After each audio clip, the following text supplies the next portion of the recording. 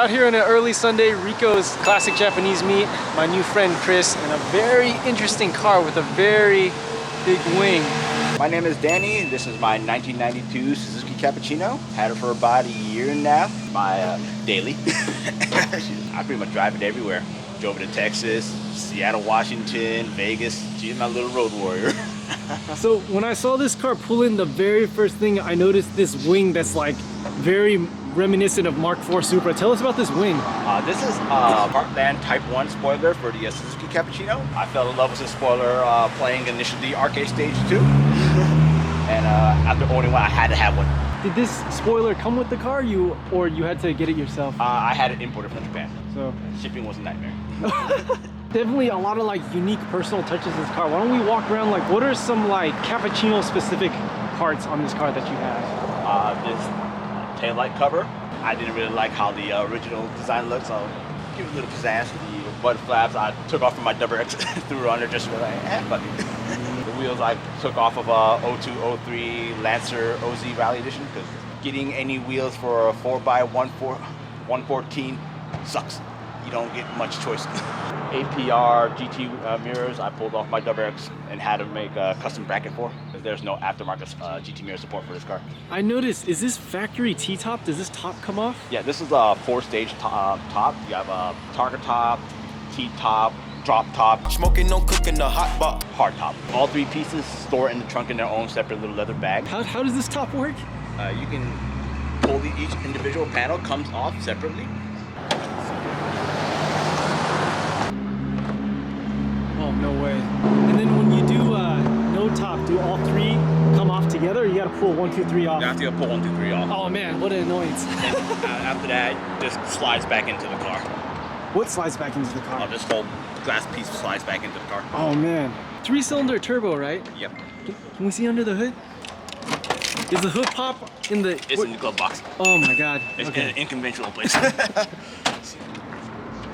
So, have you done anything to the engine?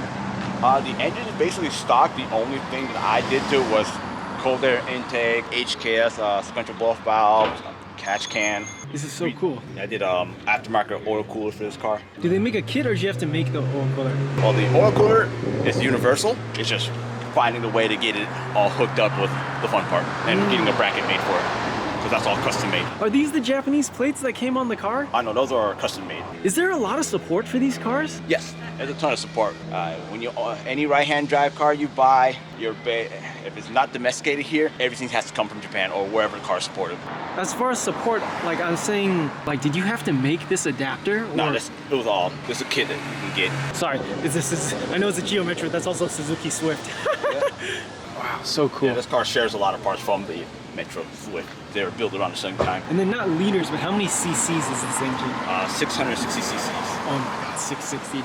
So motorcycles are bigger than this engine. I have 2. You have 2? I have 2. While he looks that up. Yeah. So you have 2 cappuccinos. Why do you have 2? I really love this car. I really love this car. Playing Initial D as a teen, I really fell in love with it. Then when I lived in Japan for about 2 years, my cousin owns one, and that kind of solidified wanting one. Sorry, I just noticed, I don't know, this wing overlaps the trunk. So like, how does this, do you mind opening the trunk? Like, how does this work? Sorry, and I'm just curious about the trunk space in this thing too. This is actually like a decent trunk for being a K car. I mean, once you put the tops back there, you get no trunk. How do you get support or like knowledge for these? Because this isn't like, you know, there's a lot of Skyline support, but for cappuccinos, how do you get like the support and knowledge for these chassis? There is a Cappuccino of America Facebook group. Get support there. Most of it's just hands-on, just start wrenching, trial and error.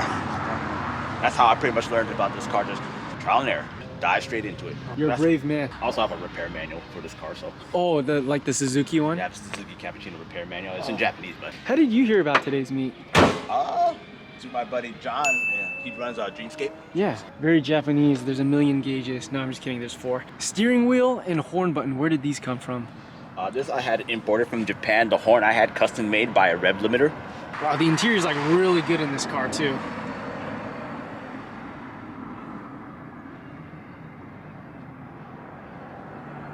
Wow, cool. It's, what's it called?